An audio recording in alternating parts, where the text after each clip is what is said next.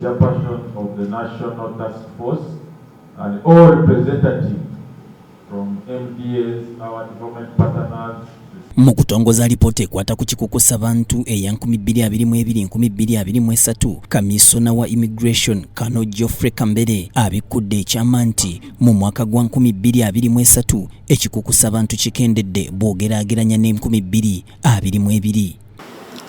Omwaka 2023 egamba obutundutundu 16 ku 100 kwaliwo okola ki decrease mu namba za cases police ze reportinga, era omwaka gw'2022 zaali kesi 1,200. Kambere agambye nti kino kivudde ku maanyi agateereddwamu ebitongole ebyenjawulo kw'ossa n'ebikuuma ddembe. Ogendeyo mu byalo, ogendeyo mu basomero nga basensitizinga okuziyiza okukusa, era nebaza nnyo development partners, ebitongole byonna ebya gavumenti omulimu omunene gwe bakoze kuteekamu kulaba ngu campaign mu masomero, campaign mu byalo, tulabe nga abantu baffe tebabakukusizza. Ono akakasizza nga bwe bagenda okubudaabuda abaana abaali baakukusibwa ne batwalibwa mu mawanga ag'ebweru naye nga baanunulibwa era ne baddizibwa okwaboobwe. Bayize ebintu nga kompyuta, eyo cyber crime, nga babadde babakozesa ebintu ng'ebyo. N'ekyomukisa omulungi kati tubayina, era bajja kweyongera okuba engeejinga balabe engeeji baba rehabilitatinga baveemu ekyomugaso. Eyo ogundi amagezi ge baafuna ebyo baali bagakozesa bubi bagakozese bulungi n'eggwanga liganyirwemu. Omwezi gw'omusanvu obadde okimanyi nti mwe basinga okukukusiza abantu naddala abaana abasoma? Okusinga abaana baba bawuumudde nga bavuddeyo ku ssomero. So okuva mu gw'omukaaga, ogw'omusanvu, gw'omunaana awo abaana baba bawuumudde era abali waka. There is a problem online trafficking.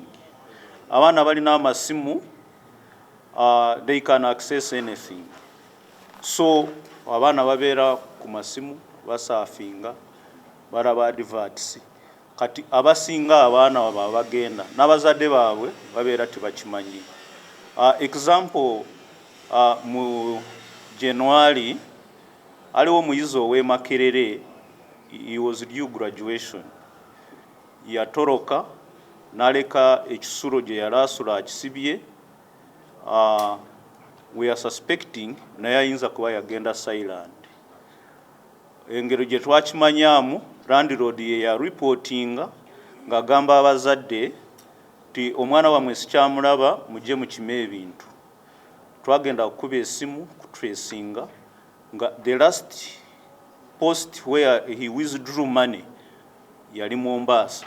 Wano bakoowodde bannayuganda okukwatira awamu okuziyiza ekikukusa bantu. Ekitwala abana abatudde wano naye ffenna nga bannayuganda kitukwatako so that tulabe abantu baffe tubalinze bulungi, tubagaidize. Kyova olaba omwaka guno essira ripooti egamba essira bagenda liteeka ku campaigninga kusensitizinga abantu, kubanga abantu okimanyi babatwala bakwate bamanyi oli ajja n'abalimbalimba ne bamala ne bakiza ne bagenda kumbe bagenda kubonaabona.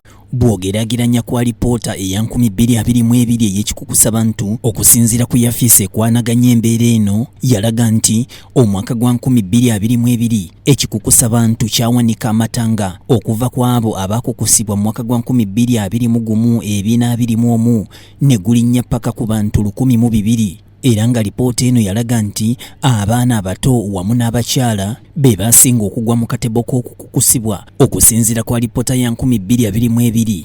Kabuye Israel, BTM TV Community Report. So on behalf of the Permanent Secretary